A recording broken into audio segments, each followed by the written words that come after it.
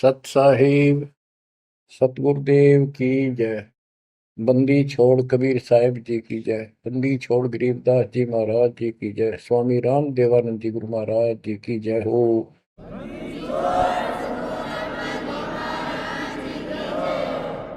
सर्व संतों की जय, सर्व भक्तों की जय, धर्मी पुरुषों की जय। श्री काशी धाम की जय, श्री सुडानी धाम की जय, श्री क्रोथा धाम की जय, श्री बरवाड़ा धाम की जय। सत साहिब बच्चों, परमपिता परमात्मा कबीर जी की असीम रजा से आप परमात्मा की महिमा सुन रहे हो, अमर कथा सुन रहे हो, सत्यनारायण कथा सुन रहे हो। परमात्मा कौन है,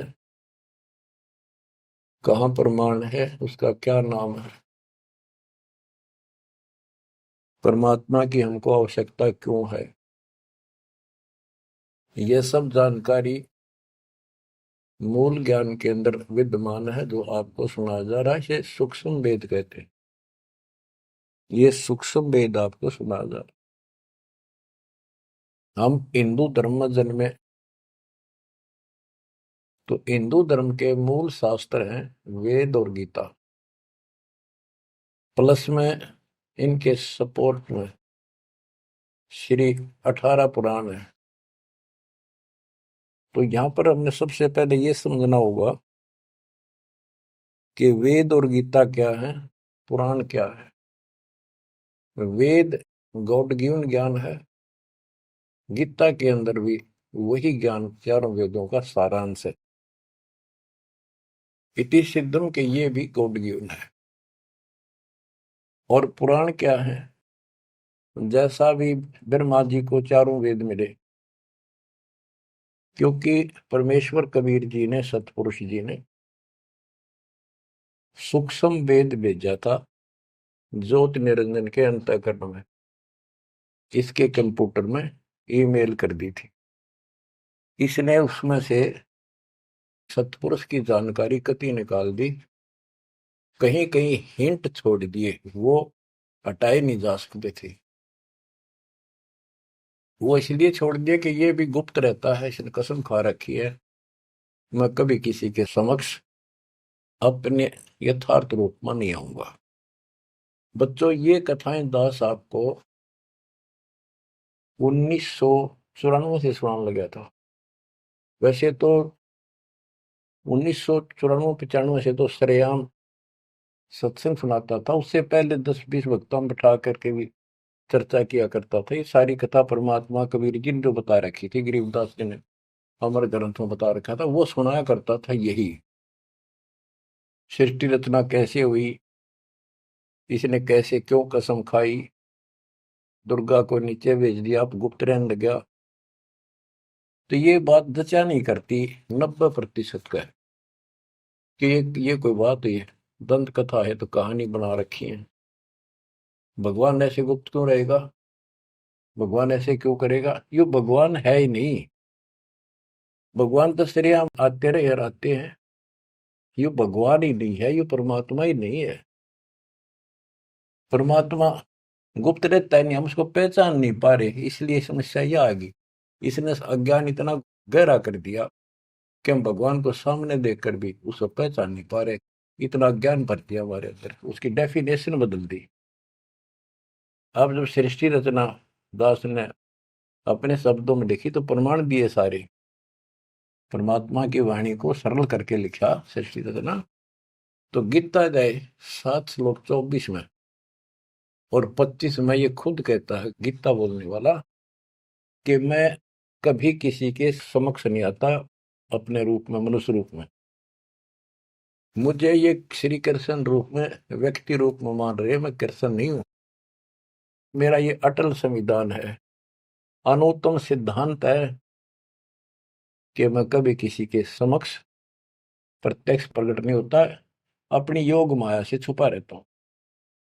जब ये प्रमाण उन भक्तों को दिखाए जो कभी यहां भरे थे, कभी डांटे थे, ये कैसे हो सकता है, उनकी आंखें फटी की फटी रहेगी।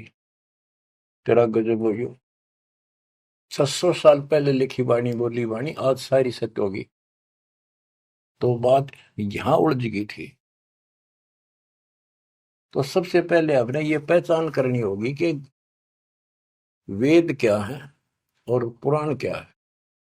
पुराण सहयोगी शास्त्र है, वो उनमें कुछ ज्ञान इन ऋषियों का अपना अनुभव ज्यादातर है, कुछ ज्ञान वेद और गीता से संबंधित। जैसे रोच्य ऋषि की कथा एक अध्याय है, उसमें रुचि ऋषि एक साधक था, वेदों को ठीक सा समझा जैसा वो समझ सकता था, और उसमें लिखा था कि परमात्मा प्राप्ति के लिए एक मंत्र है, वो नथिंग एल्स, और कोई देव देव पूजा नहीं करनी, ना कोई धाम पूजने, और मनुष्य जीवन आत्म कल्याण के लिए प्राप्त होता है। वो ज्ञानी आत्मा था। उसने अपना जीवन वेदों अनुसार साधना में समर्पित कर दिया, ना कोई मकान बनाया, जंगल में रहने लग गया, फल फ्रूट खाकर अपना साधना करता। 40 साल की उम्र होगी।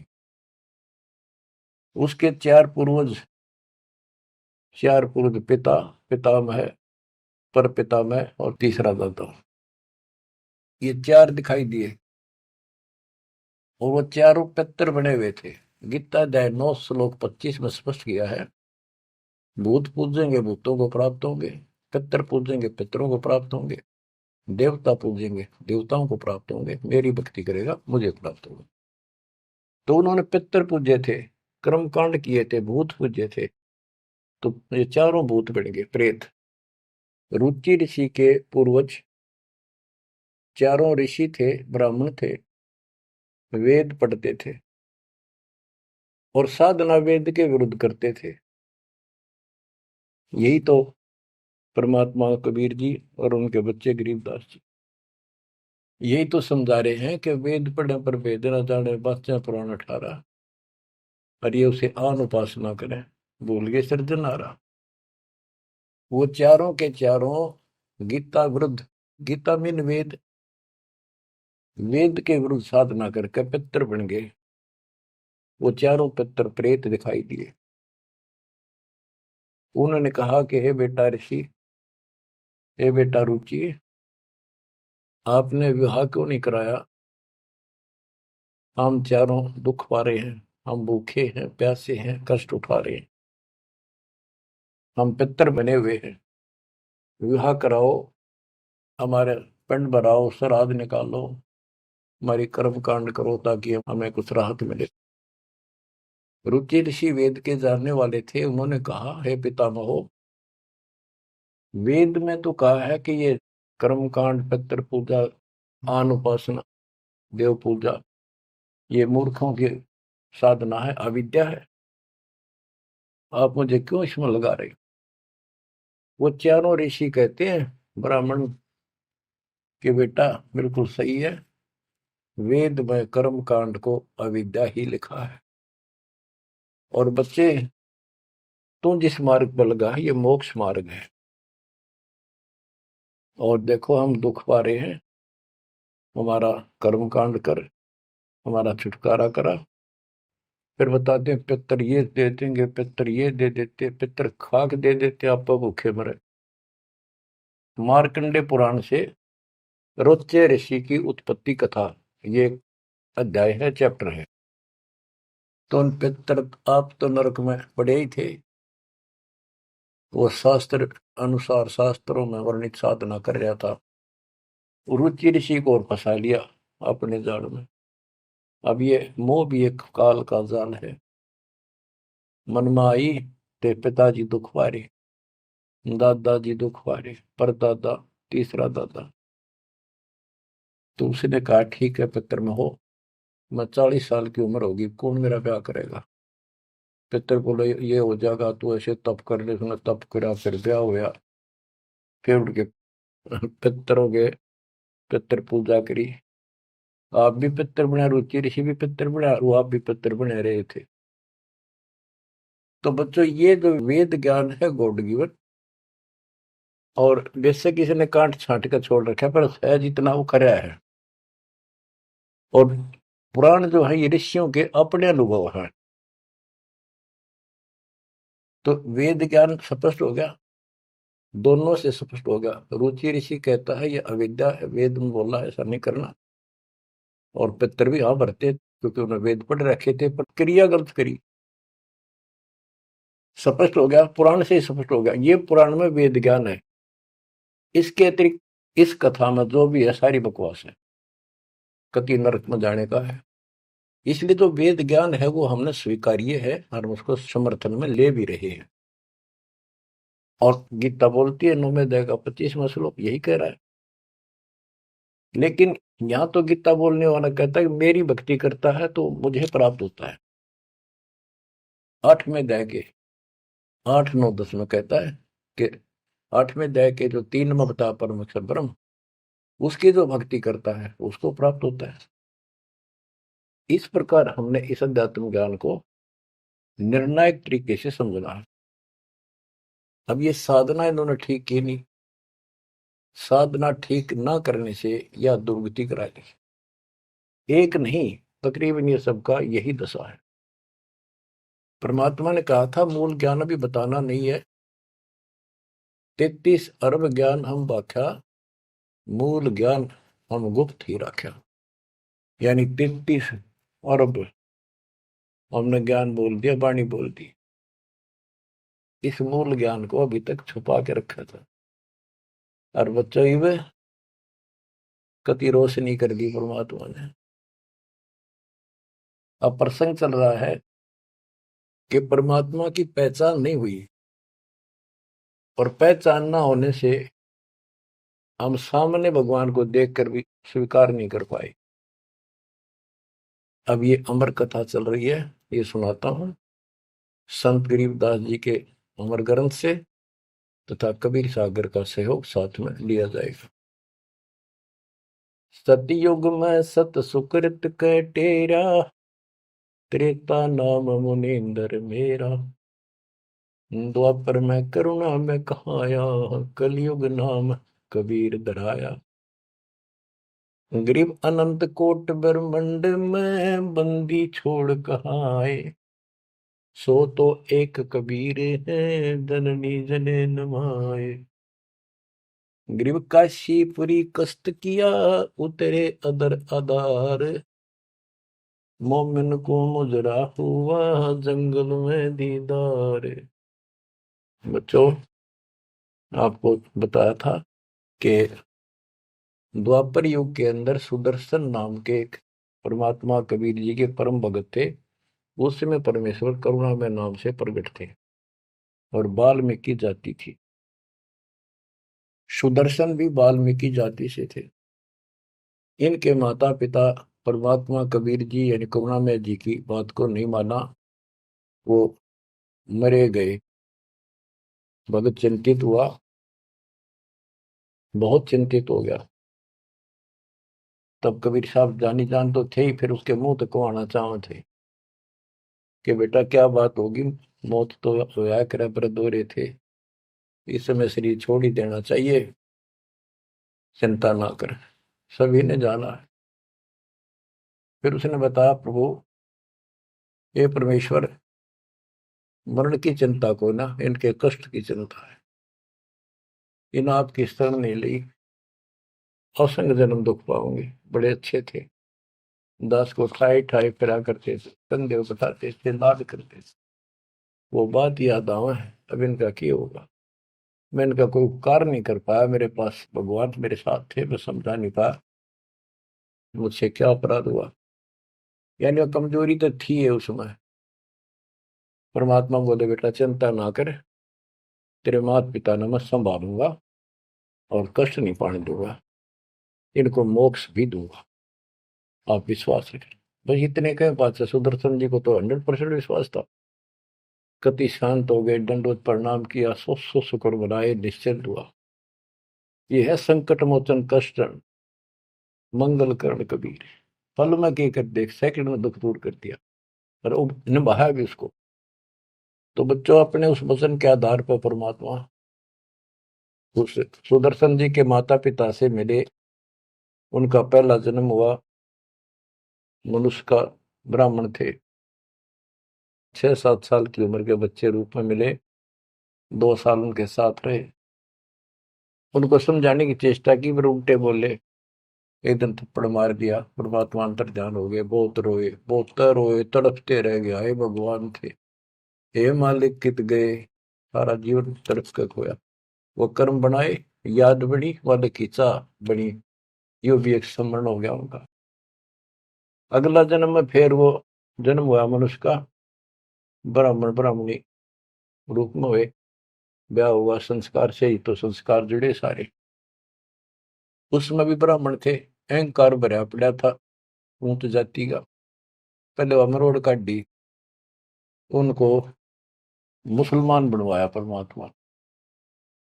ये इनका गौरी शंकर सरस्वती नाम था, और बड़ी अच्छी लगन थी।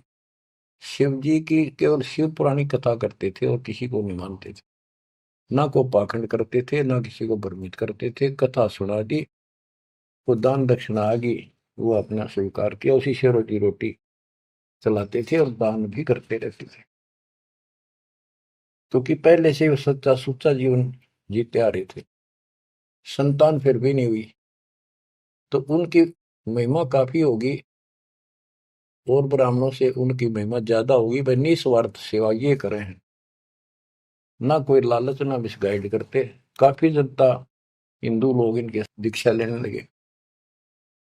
मुसलमानों को टेंशन यह होगी कि ये हिंदू धर्म का ज्यादा प्रचार कर रहा है, और जो कर्मकांडी पंडित थे उनको ये टेंशन होगी कि इसने हमारी रोजी रोटी बंद कर दी।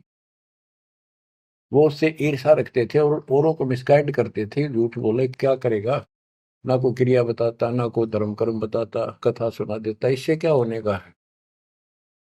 मुसलमानों को पता था कि सारा ब्राह्मण समाज इनसे दूर है, इनका कोई साथी नहीं, और ये हिंदू धर्म का प्रचार ज्यादा कर रहा है।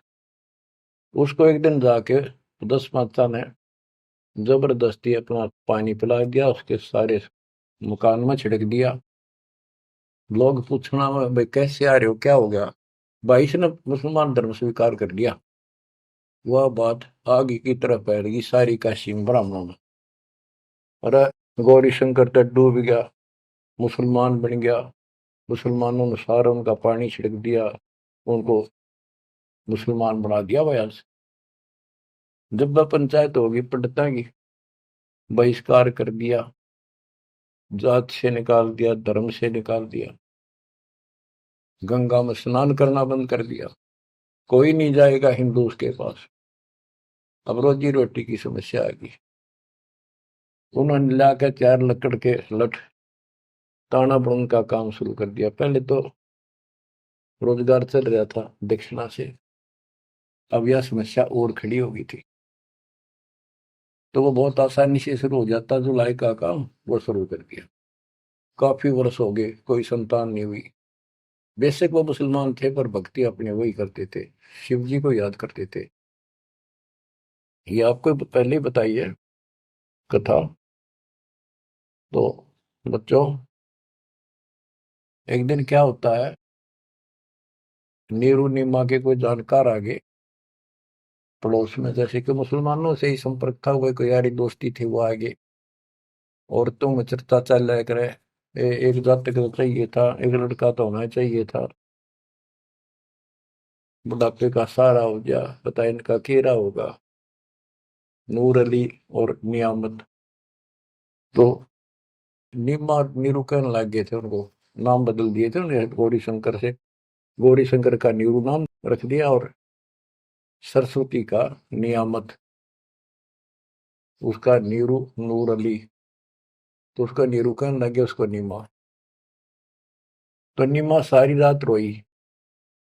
सुबह वो स्नान करने जाते थे एक लहर तारा तालाब, जिसमें गंगा का पानी लहरों के द्वारा, घाट सा था, गौ घाट से उसमें मिट्टी कट जाती है, वो बहुत नीचा किनारा बन जाता है, उस पर से पानी उछल उछल का आकर एक तालाब बना था, उसको लहर तारा तालाब बोलते हैं। वो आज भी विद्यमान है, लेकिन उसमें पानी अब गंगा का नहीं आता, परिस्थिति बदल जाती है। उसमें बहुत सुंदर मनोरम दृश्य था वहां का, स्वच्छ जल गंगा का भरा ही रहता था, कमल के फूल विकसित थे, आसपास बहुत सुंदर पेड़, हरे भरे छायादार वृक्ष भी लगे हुए थे। वो उनकी कुटिया से लगभग 1.5-2 किलोमीटर दूर था। 3 किलोमीटर, एक कोस 3 किलोमीटर का होता है। तो वो सुबह सुबह उस वहां स्नान करने जाने लगे। पहले गंगा घाट पर नहाया करते थे, नहाने की आदत डेली थी। तो वहां तक घूम भी आते, स्नान भी कराते डेली, और शिव जी को याद करते थे, भक्ति करते थे। निम्मा रो रही थी रास्ते में, बुरी तरह रोती जाती, हे शिव जी भगवान, एक बच्चा हमें भी दे देते बेटा, हमारा भी टाइम पास हो जाता, आपके घर में क्या कभी। फूट फूट कर रो रही थी, चल रही थी। नीरू बोला, निम्मा क्यों आंख खराब कर रही है अपने, ये सारा दिन रोड पर लग रही है, बता बीच में भूल पड़ी थी फिर शुरू होगी। भगवान ने देना होता दे ही देते हो, पर कितनी होती है। कुछ तो भगवान करे ठीक ही है। वह रो ही रही थी, मान नहीं रही थी, फिर भी जैसे तैसे पहुंच गए स्नान स्थान तक। लहर तारा तालाब पर पहुंचे, फिर निम्मा नहा ली, बाहर आ गई, फिर नीरू स्नान करने गया। निम्मा जो कपड़ा बांध कर नहाई थी, दोबारा उसको धोने के लिए गई, कपड़े चेंज करके। वो ब्रह्म मुहूर्त का समय था, सुबह सुबह 1.5 घंटा पहले सूर्य उदय से। तो उस समय पहले अंधेरा दिखता है, तुरंत ही कुछ देर बाद एकदम रोशनी सी, साफ हो जाता है अंधेरा, रोशनी दिखने लग जाती है। तो नीरू नहा रहा था, वह कपड़ा धोने गई, उसने देखा कमल के फूल पे कोई वस्तु हल रही है। एक पैर दिखा, उसने सोचा कोई सांप है। बहुत ध्यान से देखा तो बच्चा था, एक पैर हिला रहा था, नवजात शिशु।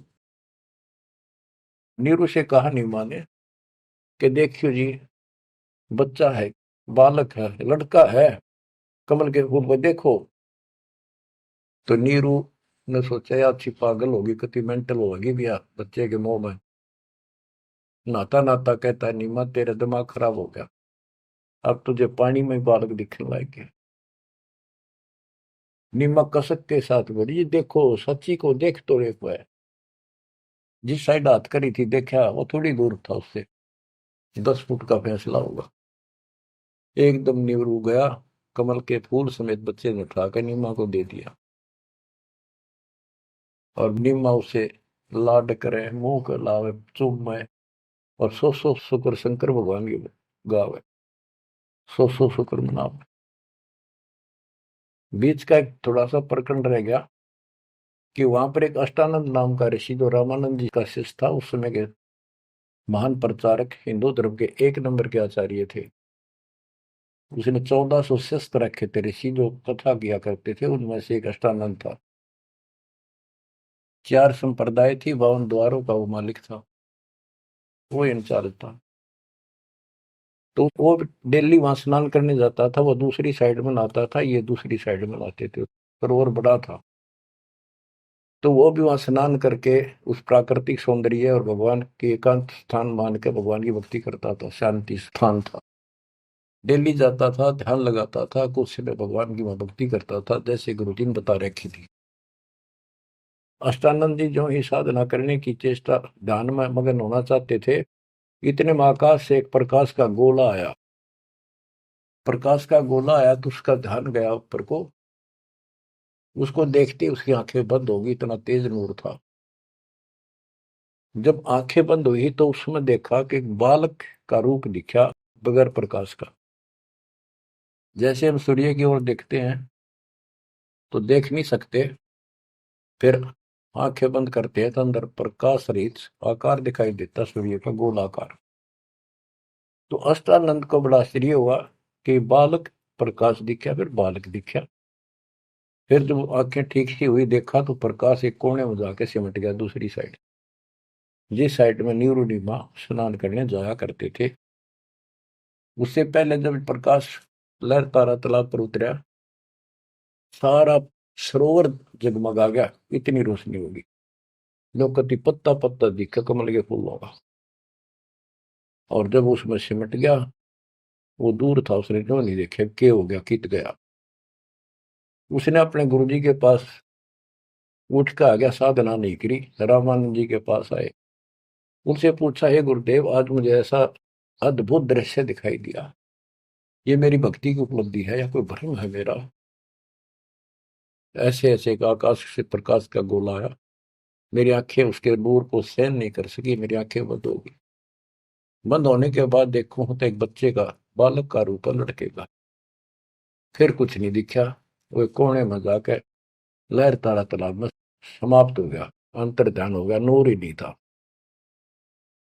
रामानंद जी को जैसी समझ थी, जैसा उन्हें अज्ञान सुन रखा था, अज्ञान सुन के ज्ञान में अंधे की बां गई, अंधे ने मारे कौन बतासी।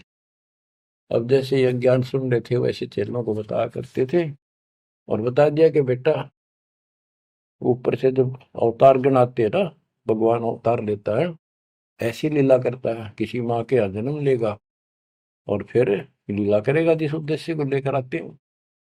ना कोई भ्रम है, ना ही तेरी भक्ति की उपलब्धि है, ये ऐसा होता है। तो इनको यही पता था कि रामकृष्ण अवतार आए, माँ का जन्म लेते हैं इनके भगवान। और गरीबदास जी कहते हैं, गरीब अनंत कोट ब्रह्मंड में बंदी छोड़ कहाँ आए, सो तो एक कबीर है जननी जनेन माए। तो रामानंद दृष्टानंद की तो वही बात फैसला। अब नीरू नहा रहा था, नीमा उस भगवान से लाड कर रही थी, सो शुक्र अपने भगवान शंकर के बना रही थी।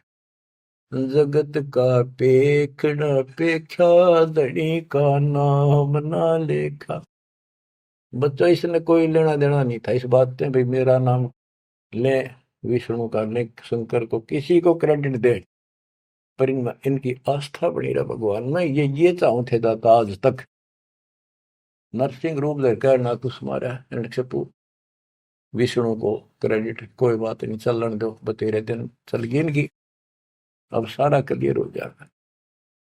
मूसल को 3-4 साल का बाल के उठा नहीं सकता, ये तो कभी बच्चे थे उस दाता के। फिर भी अब बच्चों देखो, वो मालिक अपना बाप है, माँ भी वही है और पिता भी वही है। वो दोनों तरफ से दुखी है हमारे लिए, उसमें इतना मोह है।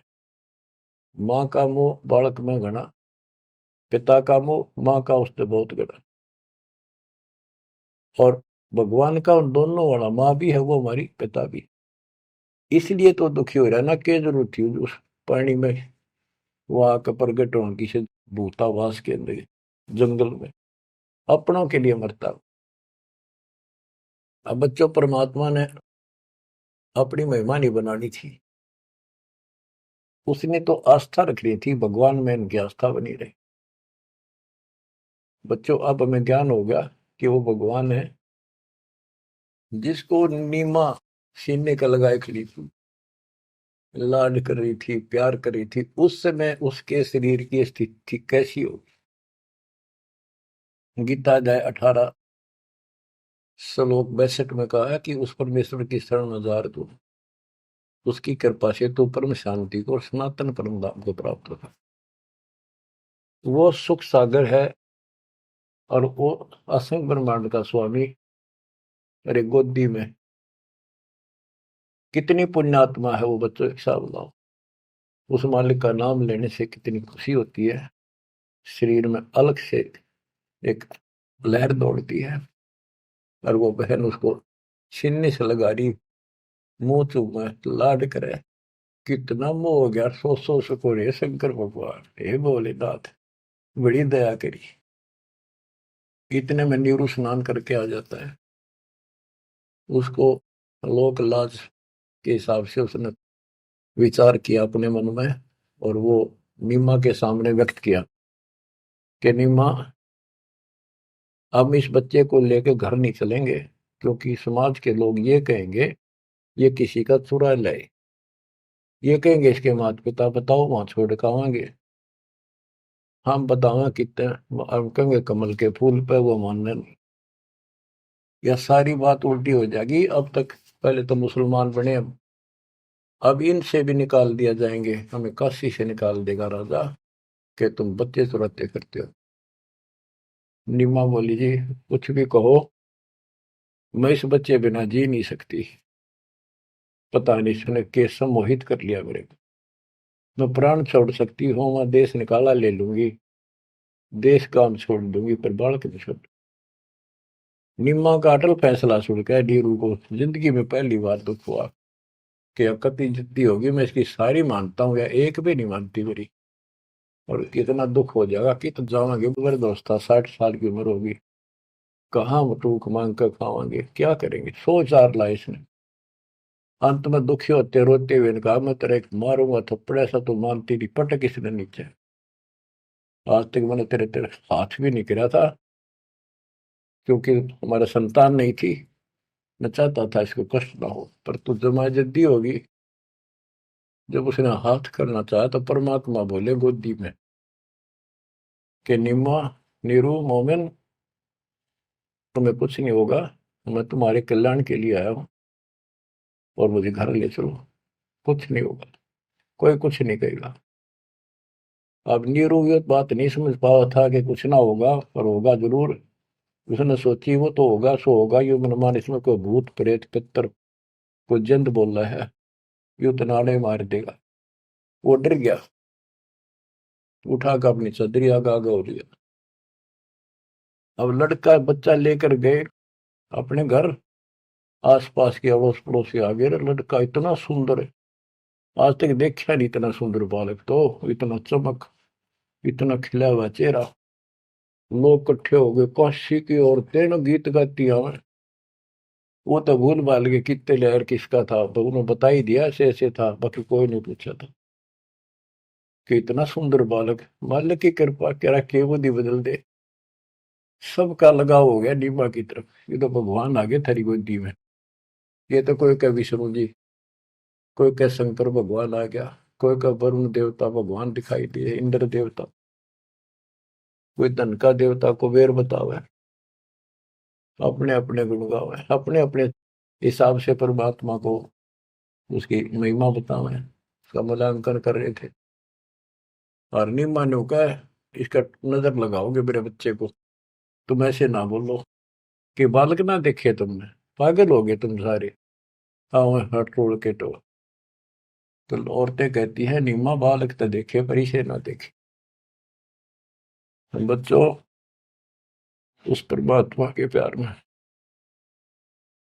जब बात बंद हो जाती है दास की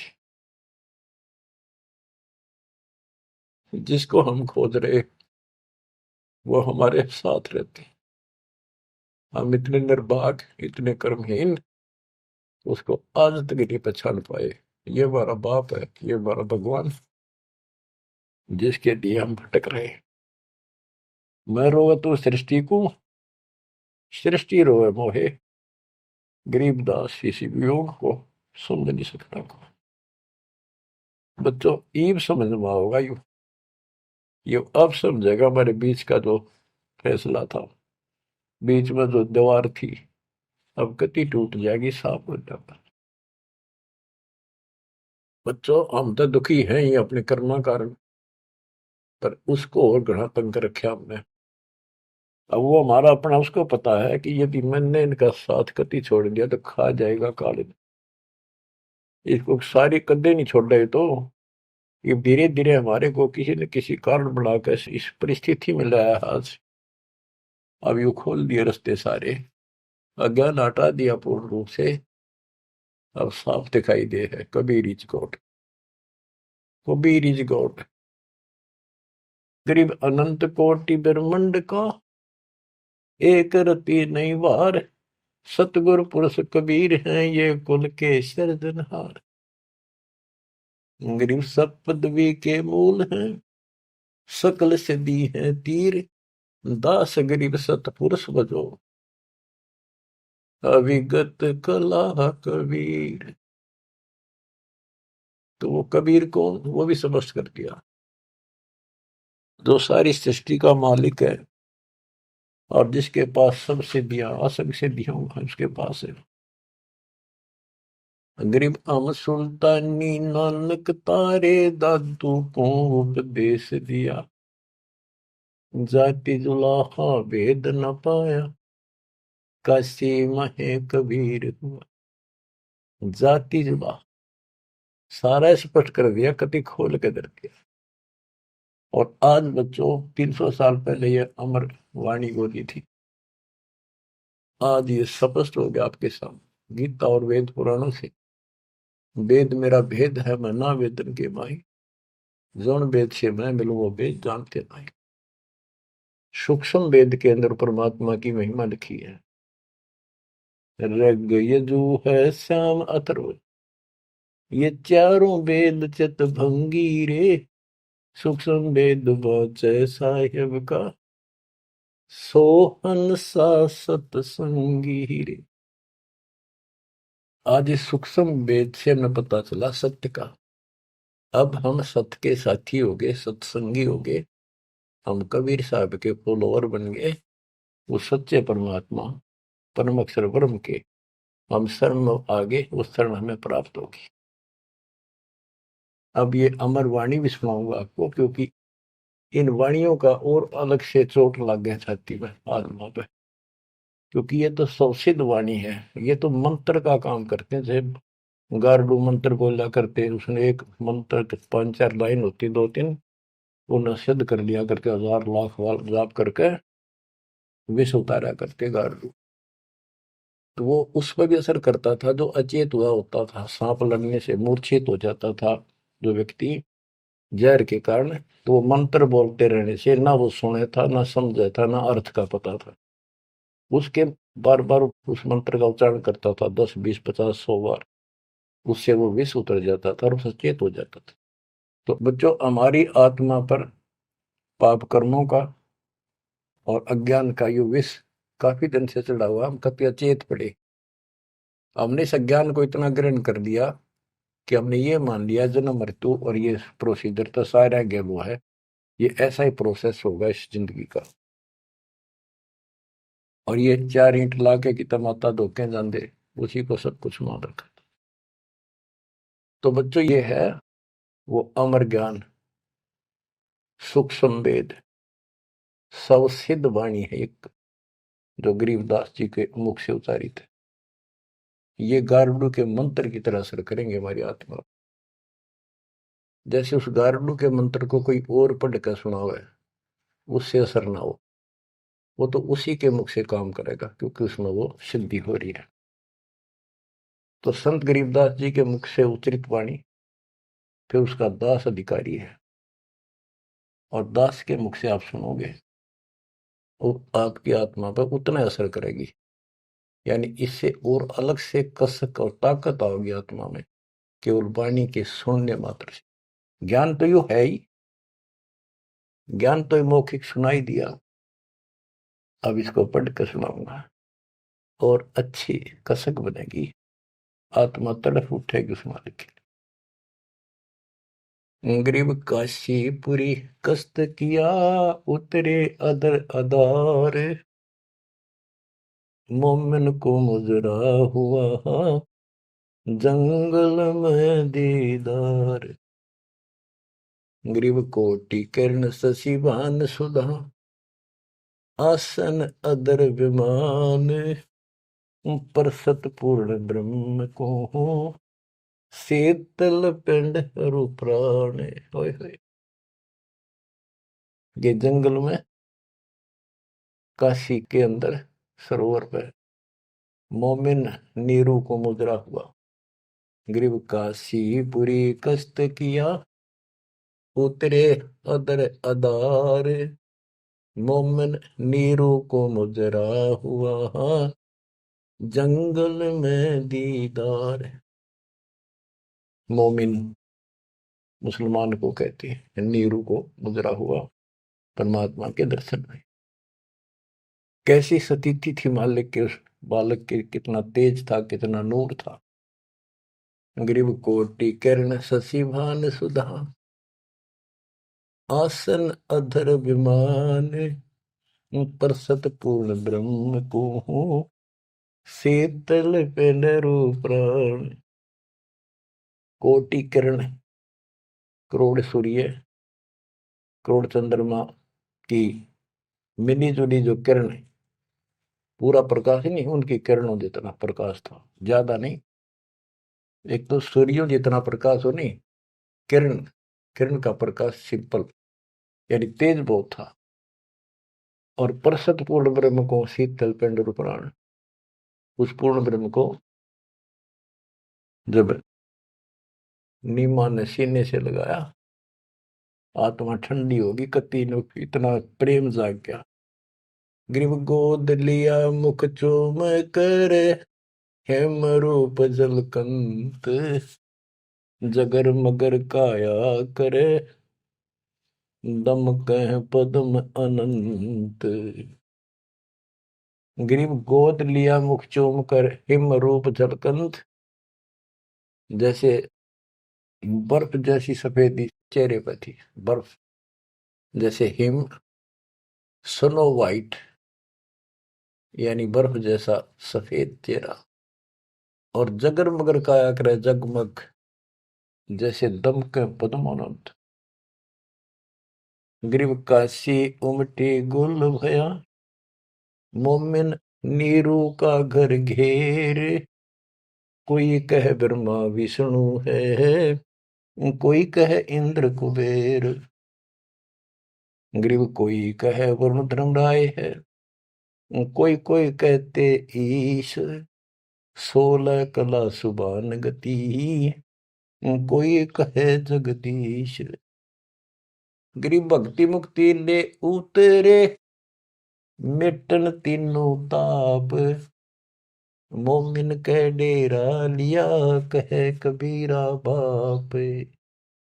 क्या कहते हैं? भक्ति और मुक्ति का सच्चा मार्ग लेकर मालिक प्रकट हुए, उतरे, ऊपर से चलकर आए गति करके, जैसे वेद प्रमाण करते कि परमात्मा ऊपर के लोक में रहता है, वहां से गति करके नीचे आता, अच्छी आत्माओं को मिलता है, उनको भक्ति की सच्ची राह बताता है। तो अपने उसी सिद्धांत अनुसार परमेश्वर नीचे प्रकट हुए। गरीब भक्ति मुक्ति ले उतरे, मिटन तीनों ताप, मोमिन के डेरा लिया, कहे कबीरा बाप। अब क्या बताते हैं संत गरीबदास जी के भक्ति मुक्ति ले उतरे, मिटन तीनों ताप, मोमिन के घर एक मुसलमान के आके डेरा लिया, और उस मोमिन नीरू को कबीर जी अब्बा जान यानी पिताजी कहते थे, बाप क्या करते। रद्द विचार करो उस मालिक को क्या पड़ी थी हमारे लिए। वो तो लीला करनी थी क्योंकि अपने बच्चे के वचन भी पूरे करने थे, और हमारे लिए ये ज्ञान भी देना था, एक प्रमाण भी देना था कि इस समय में हम पहचानते, इसी कारण से तो पहचाने जो लीला मालिक कर गए। आज वेदों से प्रमाणित हो गया परमात्मा ऐसी लीला करता, वो है भगवान सही। जो ना कृष्ण की ऐसी लीला वेदों वर्णित, ना श्री राम की, ना विष्णु और ब्रह्मा शंकर जी की, किसी की वजह नहीं। तो वेद गॉड गिवन है, परमात्मा का सच्चा सिद्धांत है। तो उस सिद्धांत पर खरा कौन उतरता है? अब ये सिद्ध हो गया कबीर भगवान। कौन कबीर? जो काशी में जुल्हा था। अब क्या बताते हैं? गिरिव भक्ति मुक्ति ले उतरे, मिटन तीनों ताप, मोमिन के डेरा लिया, कहे कबीरा बाप। गिरिव दूध न पीवन अनभक, नहीं पलने झूलंत, अदर अमान ध्यान में, कमल कला फूलंत। ना दूध पीवे, ना पानी पीवे, ना कुछ खावे, और मालिक ऐसा दिखे जैसे इसके दिमाग कहीं और ही जा रहा है। अब बच्चों, अब और भी टिप्पणी करनी है, बहुत घने आगे। कोई कहे छल ईश्वर नहीं, कोई कही छल है, ईश्वर नहीं है। गरीब कोई कहे छल ईश्वर नहीं, कोई के नर कहलाए, कोई कहे गण ईश का, जो जो नीमा मा दर्शाए। कोई कुछ कहे, कोई कुछ कह रहा था, अपनी अपनी बुद्धि से मूल्यांकन कर रहे थे। तो जो जो वो बात बनाव थे, निम्मा बहुत दुखी हो रही थी, गुस्से हुई थी, मतलब गावत थी, क्यों पीछे पड़ रहे हो मेरे बच्चे का। गरीब काशी में अचरज भया, गई जगत की नींद, ऐसे दुल्हे उतरे जो कन्यावर बींद। वो सारी सृष्टि का मालिक पृथ्वी पाया, गरीब खलक मुलक देखण गया, राजा प्रजारीत, जम्बू दीप जिहान में उतरे शब्द अतीत। गरीब दुनी कह यो देव है, देव कहते हैं ईश, ईश कहे पर ब्रह्म है, पूर्ण विश्व बीश। अब बच्चों, ना दूध पी रहा था, ना पानी, ना को भोजन, दलिया वलिया घोल कर पिलाओ तो मुंह बंद कर ले। 25 दिन बीत गए। निम्मा बहुत बुरी तरह रोने लगी। आखिर होगी कि भी बालक मरेगा और साथ मरूंगी। सारी रात रोई। नीरू ने बहुत समझाई, कोई बात नहीं, भगवान ने दिया है तो लेगा तो क्या करा, इतना क्यों दुख पा रही। परवाह नहीं मानी कि इसके गेल मरूंगी, अब मैं जीऊंगी नहीं, मैं इस बच्चे बिना जिंदा नहीं रह सकती। नीरू ने अपने मुसलमानों से सारा पूछताछ लिया था, किसी के जंतर मंतर लग गया नहीं। आखिर में उन्होंने सोचा रामानंद जी के पास जाता हूँ, वो बहुत चर्चित हैं, विद्वान है, ब्राह्मण है, कुछ बताओगे जंतर मंतर। उसके पास गया, उसने सारा बताया कि ऐसे ऐसे हमें जंगल में एक लहरता रहा तालाब में कमल के फूल पे एक बालक मिला 20-25 दिन पहले। हे ब्राह्मण जी, वो बालक कुछ खाता पीता नहीं, कुछ दया करो, कोई बताओ, विधि बताओ तो जो हम करें, हमारा बच्चा जीवित रहे, कुछ खावे पीवे। रामानंद जी से भी मालिक ने बुलवाया। रामानंद जी बोले, तुम्हारा बच्चा कोई सच्चा सुच्चा ब्राह्मण पैदा हुआ है, और ये कोई कुंवारी गाय दूध लाओ, कुंवारी बछिया ले आओ, एक बछिया जिसके साथ बैर ना लग गया हो, और वो अपने आप दूध देगी, उस बच्चे के पास खड़ी कर दियो। नीरू ने सोचा बकवाद करे या कोई बात करे, मैं मुसलमान हूं बन गया, इसलिए इसने मेरे को ठीक से जवाब दिया नहीं। तो इस प्रकार वो मन मार के वापस आ रहा था, और उधर से उसने निम्मा का रुदन दिखाई देता, रोए थी। उधर से उसकी पुकार सुनकर परमात्मा की कृपा से, क्योंकि वो शिव जी को याद कर रो रही थी, हे भगवान शिव जी, आपने ऐसा अनमोल बालक दिया, हे परमात्मा इसका अच्छा ना देते, अब ये मरेगा, साथ मैं मरूंगी। ऐसा विलाप कर रही थी, तो भगवान ने, कबीर साहब ने प्रेरित किया, शिव जी ऊपर से आया, शिव लोक से एक ब्राह्मण रूप बना के वहां आ गया और पूछा, माई क्यों रो रही है। एक साधु रूप बना के आ गया।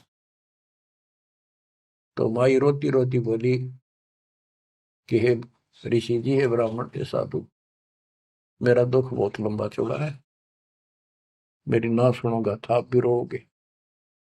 नो कह के फिर रोने लगी, बुरी तरह रोती रही, रोती रही। भगवान शिव जी बोले, माई ऐसे कहते हैं, अपना दुख दूसरे के साथ जा कर देना तो हल्का हो जाया करे, बता दो कुछ तो, मैं भी कुछ जानू हूं, बता दूंगा। तो उसने बताया कि ऐसे ऐसे में भगवान शिव जी ने हमारे को बच्चा दिया, कमल के फूल पर पाया, आज यूं ना खाता पीता 25वां दिन हो गया और मरेगा। शिव जी बोले, माई मुझे ला, देखा तेरा बेटा कहाँ है। वो लाई उठा के साधु के चरणों में रखना चाहा, वो परमात्मा वहां से उठे और साधु के सिर के बराबर हवा में लटक गए। हवा में ऐसे ऐसे लेटे लेटे, जैसे बच्चा लेटा होता है, ऐसा कैसा। तो नीमा को अचरज हुआ कि सचमुच ये महात्मा गजब का है, इसने बच्चे पर ये चमत्कार करके हवा में उड़ा दिया। तब परमात्मा बोले, शिव जी इनको कहो एक कुंवारी बछिया ले आओ, कुंवारी गाय बछिया, और उसके ऊपर अपना हाथ रख दिए, एक कोरा बर्तन मंगा लिए, ताजा कति कुमार से ताजा लाना, उसके नीचे रख दियो, ये उसको भर का अपना बंद हो जाएगा। इतने में नीरू आ गया। नीरू भी ये बात सुन रहा था, खड़ा खड़ा आके खड़ा हो गया था, बात हो रही थी। तो शंकर भगवान जी साधु रूप में कह रहा है नीमा को कि तेरा पति कहाँ है? अब जी अभी आ जाता है, बाहर गया है। नीरू आ गया, कहाँ जी बोलो कि एक कुंवारी गाय ला, तेरा बेटा वो कुंवारी गाय का दूध पिएगा। अब रामानंद जी की बात तो उसका यकीन नहीं हुआ था, पर यह महात्मा भी यही कह रहा है। फिर पक्का विश्वास हो गया। वो बछिया लाया, साथ में एक छोटा सा बर्तन ले आया मिट्टी का, गाय के नीचे पात्र रख दिया, शिव जी ने ऊपर हाथ रख दिया, मोटे मोटे सतन हो गए, अपने आप दूध चल पड़ा। वो पात्र भर का दूध बंद हो गया। तो मालिक ने वो दूध पिया। उसके बाद वो गाय डेली दूध देने लगी। बच्चों, ये दूध सतलोक था, उस दाता का आहार। ये लीला दिखानी थी दाता ने, 7 बार चर्चा करी और शिव जी को भी बहुत कुछ कहा, कबीर सागर में, और विस्तार से प्रमाण है। बच्चों, आप सुन रहे हो सत्यनारायण कथा। ग्रीव शिव उतरे शिवपुरी से, अवगत बदन विनोद, मैं के कमल खुशी बहे, लिया ईस को गोद।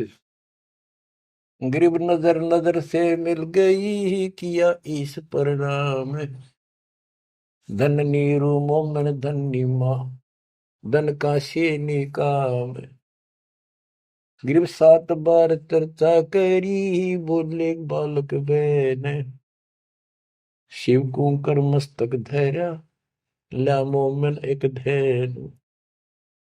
ग्रीव अनब्यावर को दूहत है, दूध दिया तत्काल, पीवे बालक ब्रह्म गति, ता शिव भय दयाल। बच्चों, कबीर सागर के अंदर ज्ञान सागर एक अध्याय है, उसके प्रश्न नंबर 74 पर इस प्रकार वर्णन है। सुत काशी को ले चले, लोग देखन तात आए, अन पानी बख्शे नहीं, जुल्ला सोप जनाए। तब जुल्हा मन कीन दीवाना, रामानंद सो कहा उत्पाना। मैं सुत पायो बढ़ा गुणवंता, और कारण कौन बखे नहीं संता। रामानंद ध्यान तब दारा, दुल्ला से तब वचन उचारे।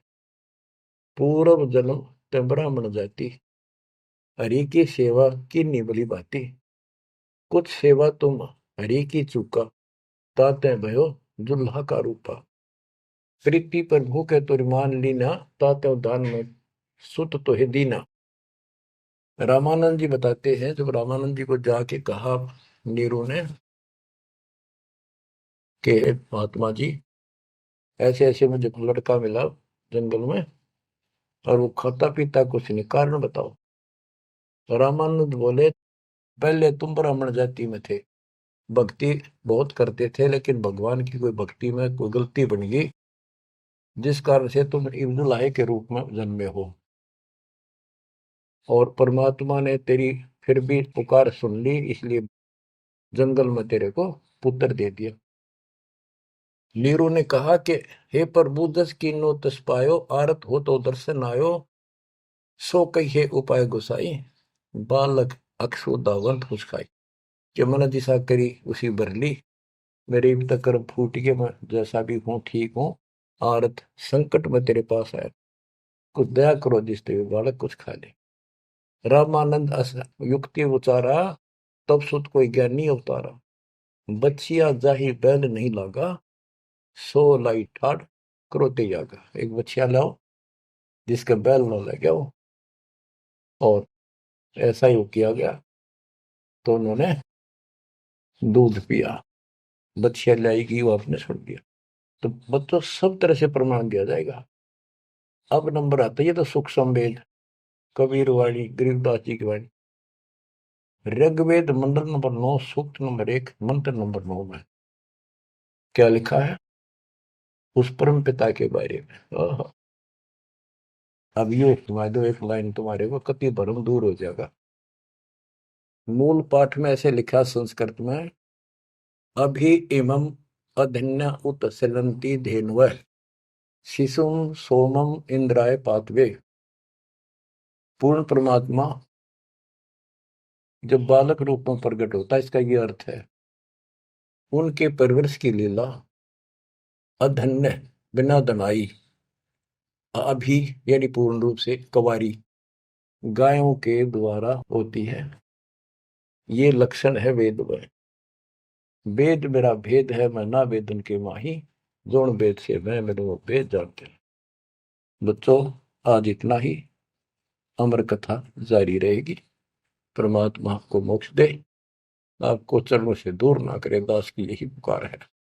सत साहिब।